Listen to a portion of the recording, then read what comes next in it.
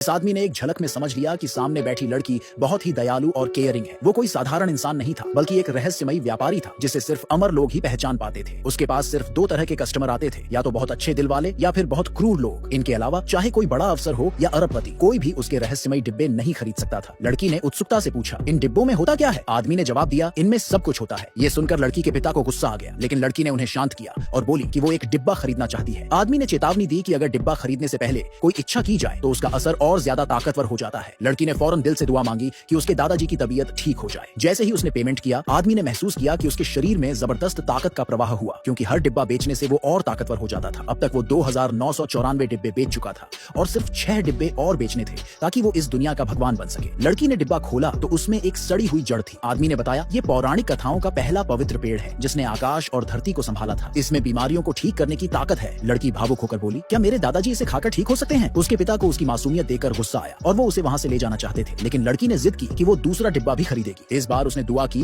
कि उसके पिता की कंपनी दिवालिया होने से बच जाए। आदमी ने बताया कि दूसरे डिब्बे की कीमत 10,000 यूरो है। पिता भड़क गए और आदमी को ठग कहने लगे, मगर लड़की नहीं मानी और उसने दूसरा डिब्बा भी खरीद लिया। आदमी ने फिर से अपने अंदर ताकत का प्रवाह महसूस किया और लड़की को उसकी इच्छा पूरी होती दिखी। पहले तो पिता को कुछ समझ नहीं आया, लेकिन फिर उन्होंने देखा कि डिब्बे में हाईटेक टेक्निकल फाइलें थी। सिर्फ एक प्रोजेक्ट से उनकी कंपनी न सिर्फ दिवालिया होने से बच सकती थी, बल्कि तेजी से तरक्की भी कर सकती थी। मगर आदमी ने कहा कि लड़की की किस्मत तो बस नॉर्मल है, उसने अब तक कम वैल्यू वाली चीजें ही निकाली हैं। पिता हैरान रह गए। उनके लिए तो वो दस्तावेज पूरी जनरेशन बदलने वाले थे और आदमी उन्हें कमजोर बता रहा था। भीड़ ने भी आदमी पर शक करना शुरू कर दिया, लेकिन लड़की का उस पर भरोसा कायम रहा। उसने तीसरे डिब्बे की कीमत पूछी। आदमी बोला 10 लाख यूरो। लड़की थोड़ा झिझकी, लेकिन उसके पिता ने तुरंत फोन निकाला और कहा कि चाहे कीमत 1 करोड़ हो, वो खरीद लेंगे। मगर आदमी ने साफ कहा कि पिता खरीदने के काबिल नहीं है। तो लड़की ने अपनी बचत से 10 लाख दिए। उसकी इच्छा थी जल्दी ही अपनी जिंदगी का सच्चा प्यार पाना। डिब्बा खोलने पर उसे मार्शल आर्ट्स का मैनुअल मिला। भीड़ हंस पड़ी और पिता को शर्मिंदगी हुई, लेकिन लड़की उत्साहित हो गई और फौरन उसे पढ़ने व प्रैक्टिस करने लगी। उसने अपनी पूरी ताकत शरीर में समेटी और दूर पड़े एक कचरे के डिब्बे पर मुक्का मारा। सबकी आंखें फटी रह गईं जब वो डिब्बा टूट कर गिर गया। अब आसपास के लोग दौड़ पड़े अपना डिब्बा खरीदने,